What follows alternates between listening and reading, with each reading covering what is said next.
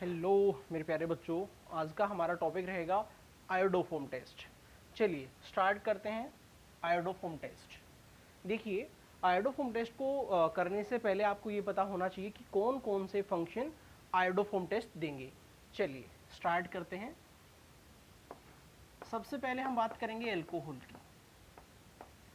Alcohol आयोडोफोम test दे सकता है। ये डिस्टिंक्शन में आपके 2 मार्क्स की प्रॉब्लम आ सकती है सीबीएसई बोर्ड में, तो जरूरी है हमें आयोडोफोम टेस्ट को समझना। एल्कोहल देगा, बट हमारे सामने प्रॉब्लम ये है, क्या सभी एल्कोहल आयोडोफोम टेस्ट देंगे? ऐसा नहीं है। आपको याद रखना है ये वाला ग्रुप, अगर ऐसा एल्कोहल में प्रेजेंट है तो आयोडोफोम टेस्ट आएगा, अदरवाइज आयोडोफोम टेस्ट नहीं आएगा। ये मस्ट है, ऐसा होना जरूरी है। अगर ऐसा नहीं हुआ देन आयोडोफोम टेस्ट नहीं आएगा। चलिए अब हम कुछ एग्जाम्पल लेते हैं। CH3 CHOH CH3, क्या ये आयोडोफोम टेस्ट देगा? देन हमारा आंसर आएगा यस, ये देगा। दोनों साइड हो गया, कोई प्रॉब्लम नहीं है। हमें तो एक चाहिए, दूसरी साइड भी है, नो प्रॉब्लम। नेक्स्ट, क्या ये आयोडोफोम टेस्ट देगा? CH3 CHOH CH2 CH3, yes ये आयोडोफोम टेस्ट देगा। क्यों? क्योंकि इधर तो CH2 है, चलो हमें कोई मतलब नहीं है, एक साइड हमारा CH3 है, और अगर एक साइड भी CH3 है देन आयोडोफोम टेस्ट देगा। अब हम आगे बढ़ते हैं। Next, CH3 CH2 CHOH CH3, left में हमने CH3 सॉरी राइट में हमने CH3 दिया, क्या आयोडोफोम देगा? देगा, क्योंकि CH3 से मतलब है, लेफ्ट राइट से हमें कोई मतलब नहीं है। अब इसके बाद मान लो कंपाउंड में कुछ ऐसा दे दिया गया और हमसे पूछा गया क्या ये कंपाउंड आयोडोफोम टेस्ट देगा? देन ये कंपाउंड आयोडोफोम टेस्ट नहीं देगा।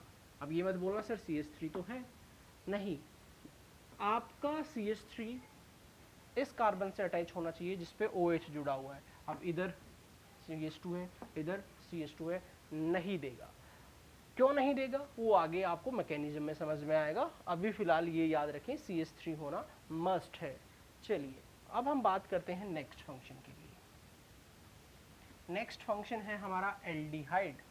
हमसे पूछा गया क्या एल्डिहाइड देगा?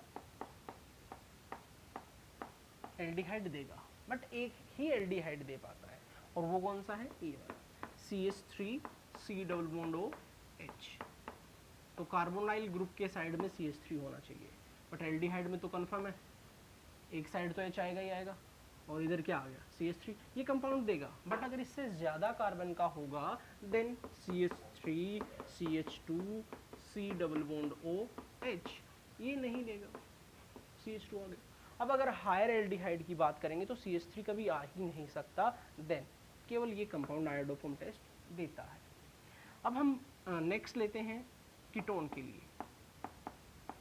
कीटोन में बात करते हैं, क्या कीटोन में आयोडोफोम टेस्ट आएगा या नहीं आएगा? कीटोन में आएगा। ये हमारा कीटोन है, कार्बोनाइल के ग्रुप के साइड में क्या है CH3 CH3, आयोडोफोम टेस्ट देगा। कीटोन में काफ़ी सारे ऐसे कंपाउंड हैं जो दे सकते हैं। क्यों? क्योंकि इसमें 2 साइड है। मान लेते हैं CH3 C+O CH2 CH3, क्या ये कंपाउंड देगा? देगा।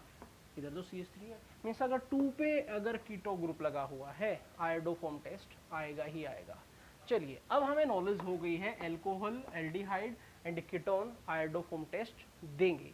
अब आगे चलते हैं, रिएक्शन क्या होगी, कैसे होगी वो सुनिए। मान लेते हैं यहाँ पे हमने एक एग्जांपल ले लिया है। एग्जांपल है CH3 C+OH, एल्डिहाइड हमने ले लिया है। इसके साथ आपको लेना पड़ता है NaOH, और क्या लेना पड़ता है? हेलोजन I2 हमने ले लिया है यहाँ पे। अब यहाँ पे जो प्रोडक्ट बनता है ये यहाँ से ब्रेक होता है और यहाँ पे बन जाता है CHI3, और ये वाला जो पार्ट है इसका बन जाता है सॉल्ट HCOONA। चलिए अभी आपको समझ नहीं आया होगा कैसे बना है, हमने ये तो डायरेक्ट ही लिख दिया है। मैकेनिज्म में आपको क्लियर करूँगा, वेट कीजिए। CH3, आगे चलते हैं, CH3 C double bond O CH3, क्योंकि एल्डिहाइड में तो एक ही कंडीशन है, बाकी कंडीशन तो है नहीं। अब NaOH के साथ हमने लिया I2 की प्रेजेंस में, देन एक का बना दो आप CH3, और ये वाला जो पार्ट है इसका बना दो सोल्ट CH3CONA। ओके, बताऊंगा मैं अभी आपको ये कैसे बना है। एक एग्जांपल और ले लेते हैं, CH3 C double bond O CH2 CH3। क्या ये कंपाउंड देगा? बिल्कुल देगा। NaOH क्यों लिया है, मैकेनिज्म में ये भी क्लियर होगा। अब यहाँ से नहीं होगी रिएक्शन, रिएक्शन होगी यहाँ से, ये यहाँ से ब्रेक होगा और ये बनेगा CHI3, और इधर से आपका CH3 CH2 C double ONA, CH3 CH2 CH3 CH2 C double ONA। Okay, तो ये हमारे प्रोडक्ट हैं। और अब हम बात करते हैं मैकेनिज्म की, मैकेनिज्म क्या होता है और कैसे आता है। चलिए समझने की कोशिश कीजिए, मैकेनिज्म में आपको सभी चीज़ें समझ में आएंगी और एक इम्पोर्टेंट प्रॉब्लम है वो भी आपको यहाँ पे क्लियर हो जाएगी। देखिए क्या है वो, आपने यहाँ पे CH3 C double bond O CH3 लिया, इस CH3 को मैं कुछ ऐसे लिख लेता हूँ। ये कंपाउंड स्टेबल है, ऐसा तो होगा नहीं ये H को अपने आप ही बाहर निकाल दे, बट अगर कोई एक्सटर्नल एजेंसी इसकी हेल्प करेगी तो ये निकाल सकता है। अब आपने NaOH ले रखा है, NaOH क्या करता है, H को अपनी तरफ अट्रैक्ट करता है। ऐसा हुआ क्यों? क्योंकि ये ग्रुप कैसा है, विड्रॉइंग, ये इससे लेना चाहता है, तो कार्बन इस यहाँ से ले लेगा। H पॉजिटिव चला गया, मीन्स यहाँ से क्या निकला, H2O निकला, और ये क्या बना, CH3 C double bond O CH2 negative. अब देखिए कार्बन पे नेगेटिव आ गया, कार्बन नेगेटिव नहीं रख सकता, बहुत अच्छा डोनेटिंग ग्रुप होता है, नाइट्रोजन नेगेटिव ऑक्सीजन नेगेटिव से भी बेटर होता है। क्यों? क्योंकि इसकी नेगेटिविटी 2.5 है और 2.5 नेगेटिव चार्ज स्टेबल नहीं कर पाता है।